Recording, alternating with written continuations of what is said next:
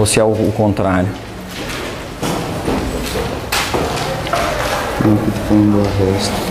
Então, vamos ver só o título aqui em cima. Ó, o que tem em cima do 413. O processo cautelar também tem vários tipos de procedimentos. Só que são procedimentos específicos, né? Tá do 813 para frente. Olha em cima do 813, o que tem aí? Dos procedimentos cautelares específicos. Procedimentos especiais do processo cautelar. Tá vendo? Eles têm natureza cautelar. Então é lógico que o processo de execução também vai ter vários tipos de procedimento, tá? Vocês se lembram a diferença de processo para procedimento? Eu esqueci de fazer essa pergunta antes de falar. Talvez por isso vocês estejam meio perdidos. Qual é a diferença de processo para procedimento? O procedimento são os atos, é a forma de realização do processo. Quando eu falo processo de conhecimento, o que é o processo de conhecimento? Eu sei que é aquele conjunto de atos que são organizados de maneira lógica, né? Que tem por finalidade solucionar uma lide. De que natureza? De natureza cognitiva, de conhecimento. Ou seja, eu sei que o autor tem direito de expor seus fatos, formular um pedido, eu sei que o réu tem direito de responder, eu sei que depois da decisão, a parte que perder tem direito de recorrer. Agora, como é que eu faço? Qual é o recurso? Qual é o prazo? Quais são os requisitos da petição inicial? Vai ter audiência, não vai? Esse como fazer o processo, como realizar o processo, chama procedimento, tá? Então, quando eu falo em procedimento ordinário, a gente está falando daqueles atos todos do Código. Quando eu falo em sumário, aqueles atos previstos do 275 ao 280, que tiram uma série de atos do ordinário. Quando eu falo em especial, tem atos que não existem aqui, que passam a existir aqui. Por exemplo, uma ação de consignação em pagamento. A gente pode chegar aqui num procedimento comum e depositar dinheiro numa conta bancária, avisar o juiz, olha, eu depositei um dinheiro. Esse ato não faz parte do procedimento comum. Esse ato faz parte de um procedimento especial chamado consignação em pagamento. O credor não quer receber, ele quer cobrar mais do que é devido, eu digo, olha, o que eu entendo que é devido é isso. Ah, não vou receber, então tá bom, eu deixo em juízo. Senhor juiz, está aqui, ó, deixei tanto depositado correspondente a tal e tal obrigação. Mandei a cartinha para o devedor, ele já sabe que o dinheiro está na conta tal. Se ele não levantar em tantos dias ou não for contestar isso aí, a obrigação é considerada extinta, tá? Então, isso só para vocês terem uma visão geral. No processo de execução eu também vou ter vários tipos de procedimento. Agora, o que vai definir o procedimento da execução?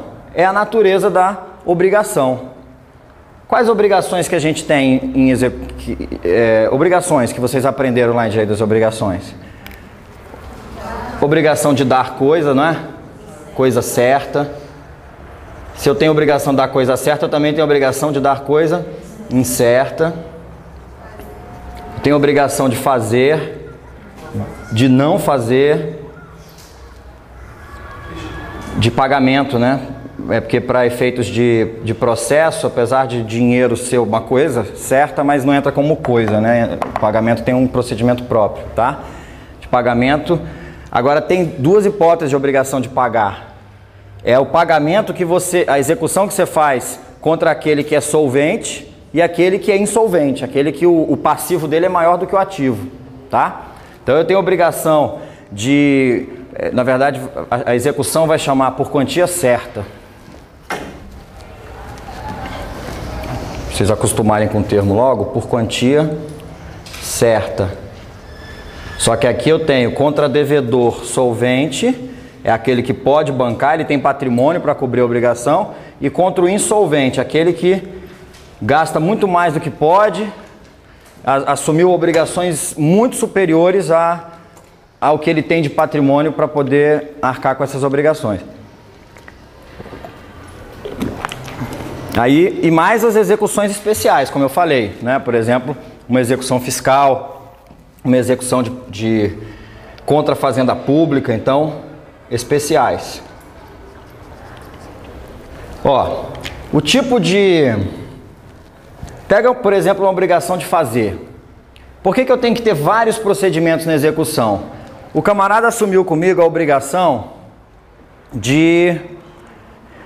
Ele é um pintor famoso, ele assumiu a obrigação de pintar um quadro com a temática específica, eu já paguei, o camarada ele não cumpriu a obrigação. Adianta o juiz expedir mandado de penhora para forçar ele a cumprir a obrigação? Não, penhorei daí. Isso vai coagir o cara a pintar o quadro? Não vai. O que é mais eficiente num caso desse, uma obrigação de fazer? O juiz impor aquela multa diária, aquelas astrentes. Olha, para cada dia que você deixar de cumprir a sua obrigação, R$1.000 que você tem que pagar para o credor. 1.000 ele paga, 5.000 ele paga. Chegou no 10º dia, ele já começa a pensar 2 vezes. No 11º dia ele já está lá pintando. Tá? Então, pela natureza da obrigação, o legislador cria um procedimento que vai te dar instrumentos próprios para você forçar o devedor a cumprir a obrigação. Tá? Vamos pegar uma execução contra a fazenda pública. O carro da PM está perseguindo lá um outro carro, dando tiro para tudo que é lado, que nem acontece no Rio de Janeiro sempre. E aí nesse caminho ele sai batendo um monte de carro. Blá, blá, blá, blá, blá. Você pega, seu carro foi um desses que sofreu uma avaria, você entra com uma ação de conhecimento, processo de conhecimento, o juiz reconhece a obrigação do Estado e sentencia. Valor da obrigação R$20.000. Eu posso simplesmente executar o ente público e, se ele não cumprir a obrigação, pedir ao juiz que penhore dinheiro na conta do Estado? Mas se eu estiver executando a Damile, por exemplo, eu posso fazer isso? E pedir que penhore dinheiro na conta dela? Posso. Por que eu não posso fazer isso com o Estado? Porque os bens públicos são impenhoráveis. Eu não posso chegar lá, um juiz não pode chegar e dizer, ó, bloqueei tanto na conta do Estado, entregue para o devedor, porque o pagamento de dívida do Estado é feito por meio de precatório. Então, o precatório é uma execução especial, tá? A execução feita contra a fazenda pública. Então, o Código vai dizer o seguinte: quando a execução for feita contra a fazenda pública, o presidente do tribunal vai oficiar o chefe do executivo para expedir o precatório e inserir o nome do credor naquela lista de precatórios que vai ser paga anualmente de acordo com o orçamento que já estiver votado, aprovado pelo Legislativo no ano anterior. Então, esse ano eu tenho R$50 milhões para pagar precatórios. Se meu nome está aqui, eu sou o 10º da lista de precatórios, mas aqui no caminho tem 3 precatórios altos, um de 10 milhões, um de 30 e outro de 10, eu não vou receber esse ano, porque aqui já foram 50 milhões. Aí no ano seguinte, vota mais orçamento. E aí, esse orçamento vai e cobre um tanto, e assim por diante, tá? No caso do precatório federal, existe uma lei. Antes do governo FHC, o precatório era herança de 2 gerações, não sei se vocês sabem isso. Tinha casos que você ia cobrar o precatório que você já tinha recebido do seu pai, que ele recebeu do seu avô. Havia uma condenação, nunca entrava no orçamento suficiente para pagar, a pessoa morria, não recebia a dívida pública, a dívida do Estado, passava na herança, aí morria o segundo e passava na herança. Aí no governo FHC aprovaram uma lei, esqueci agora o nome dela, mas ela obriga a União a pagar em 10 anos. 10 anos é o prazo máximo. Eu tive que contar essa história antes, porque quando eu digo assim, ó, hoje na União leva 10 anos para pagar, normalmente os alunos falam, 10 anos, tudo isso, é um absurdo. Pô, absurdo era antes, que não tinha limite. E hoje permite que seja feito parcelado. Então, 10 parcelas, a pessoa já começa a receber, já é uma vantagem, tá? Mas nos estados, isso ainda fica meio a desejar.